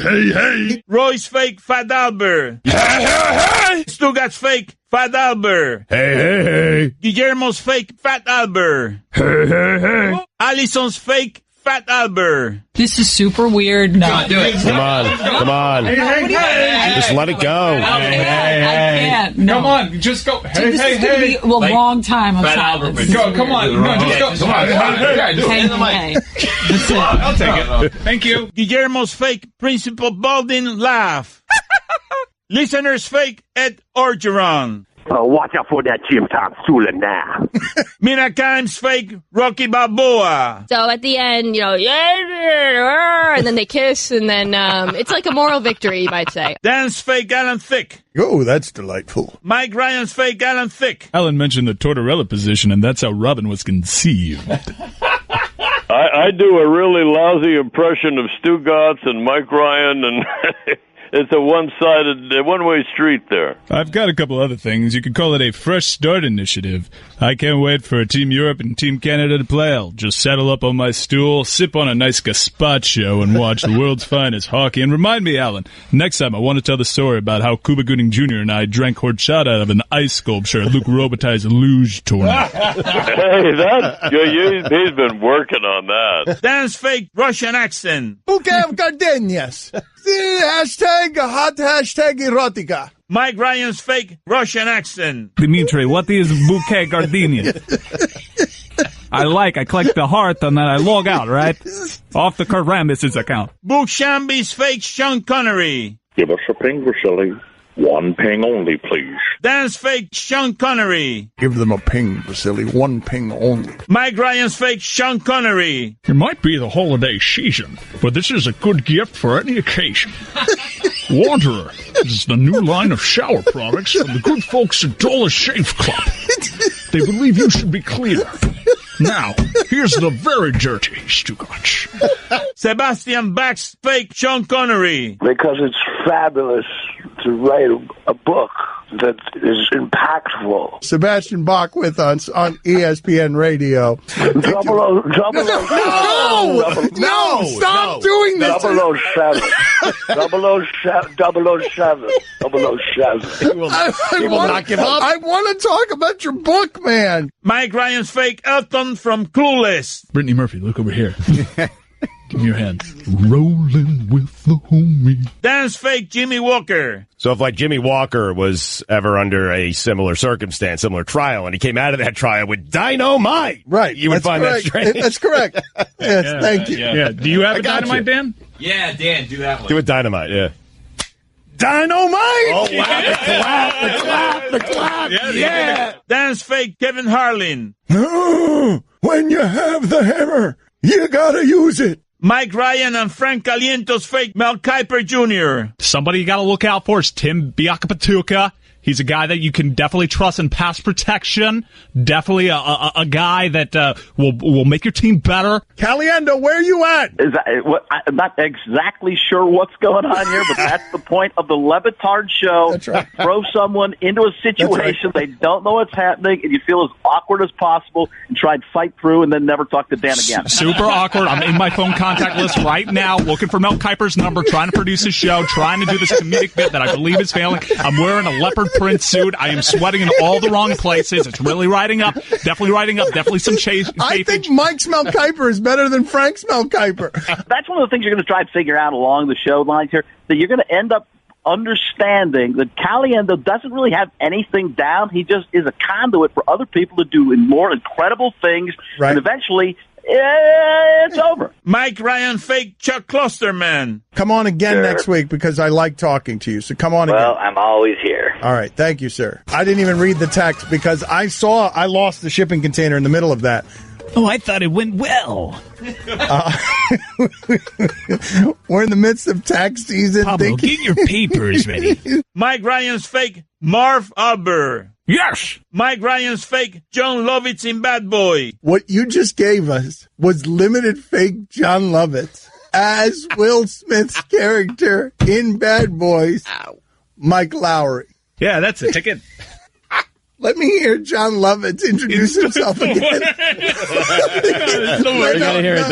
Let me listen to his voice in cue. No, you had it. I did? You did it correctly. You did. I'm Mike Lowry. Thank you. There it is. Yes. Mike Lowry. Thank you. Chris Cody's fake Tim Kirshen. Limited fake Tim Kirkchen. What do the Royals have to do to make the playoffs? Dan, the Royals are really good. Mike Ryan's fake guy enjoying a top 5 burger. Oh, wow, so good. This is the greatest burger I've ever had. Oh, God. Denzel Washington's fake Oscars acceptance speech for virtuosity. Let me do my acceptance speech for virtuosity. Okay, ladies and gentlemen of the Academy, you know, I want to thank you when you were so kind and, oh, no, I'm not humble enough. Let me start again. No, I got to get the tears going. Wait a minute. Ladies and gentlemen of the Academy, I'm just so humbled that you recognize my great action abilities and virtuosity, and I want to thank the director, even though I forgot his name, and Mike Ryan and Chris Cody's fake Gruden brothers playing hide and seek. No, I love my brother, man. He's over here, actually. He's looking for his quarterback over here. Yeah, where's Robert and Kirk? I love that, man. What would it sound like if the Gruden brothers were teaming up to play hide and go seek? I love that game. Hey, you count, okay? 1, 2, 3. Don't forget about 4. I love 4. 4, Robert. I'm out here playing with your quarterbacks, man. Ready or not, man. Here I come. Try to not look under the... Hey, I see you, man. Tag, man. Pappy's fake Cubs goat. Who's that? Who is that? That's the goat. The goat is out. Oh, the goat. Okay, I thought. All right, so the goat, the curse of the goat. Okay, thank you. Thank you. Excellent analysis.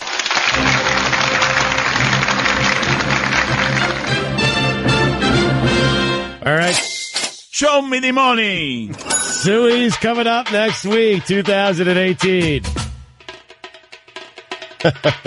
But coming up next, new super team in the NBA. I'll tell you about it. Ow. Yep, you guessed it. I'm a speed bump, so I've got one job. I slow you down. So imagine how I feel about Geico, who does way more. Like, not only could they save you money on car insurance, but they've been around for over 75 years, giving people fast and friendly claim service. Ow. Plus, they got a nifty mobile app that gives you 24/7 access. Ow. Just doing my job, buddy. Geico. Expect great savings and a whole lot more. Don Batard. Stugotz. This is the Don Batard Show with the Stugotz on ESPN Radio. All right, fun show today. Thanks to Izzy Gutierrez for sitting in. He'll be with us the next couple of days. You're welcome. Can't wait for this golf match on Saturday, man. This could be fun. I can't listen. More excited about what Mike and Israel are going to show up wearing than I am about actually playing golf. Can we have multiple outfits or just the one? I mean, listen. I'm certain Mike has, Mike bought 8 outfits. He's only played 4 rounds. So I know Mike has multiple outfits. Are you going to go one in the front, one in the back? Different outfit? You can do that. I think I'm going to show up in a little Payne Stewart getup. Oh! Whoa, some pants and some knickers. Wow. What are those exactly? Are those the shoes or the things that hold your pants up? Mike just went to a Nike store in the Northwest, so he is probably going to be obnoxious with his Nike gear. I mean, you saw what he wore. Obnoxious. You saw what he wore the first time he played with me, right, Chris? Yeah. I mean, it's it's what Ricky Fowler wore at the U.S. Open. I'm serious. Orange shirt, pants. I mean, it was amazing. He looked great. His game stunk. Had moments. You did have. Just have a couple for me. Now we're teammates. Mid-range Mikey. Mid-range Mikey, but my mid-range might be better. No. Probably I'm gonna is. bail you out so many times, at least 2 or 3. The key for me is going to be whether Stugotz actually sets me up with his pro right beforehand so I can get some decent mental or physical cues onto my swing, because I have a feeling that that's probably not going to happen. It's a little, how do you guys feel about Izzy getting a lesson right before the match here? I mean, It's not going to help. Okay. So we're playing early, right? Yeah.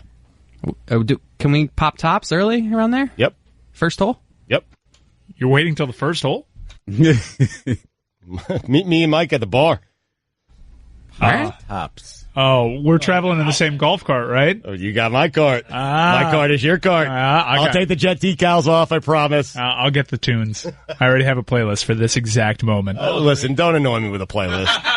Otherwise, get in someone else's cart. It's my cart, my tunes, my course. I want the dead. I want Pearl. Mike, we want to win this thing, right? Yeah. I need the music that gets me into a good golf zone. I got Yacht Rock playlist ready to go. Listen to me. Grateful Dead is your golf music? I like a little Dead. It's relaxing. It's calming. It doesn't stress me out. Maybe a little Pearl Jam later in the round. You have a souped-up golf cart? I have a nice golf cart, yeah. I have the jet decals on it. I will take off for this particular match. Not fair to do to Mike. And selecting the music is not fair to do to me. Yeah, look, I'm just going to play shuffle on my Yacht Rock golf playlist.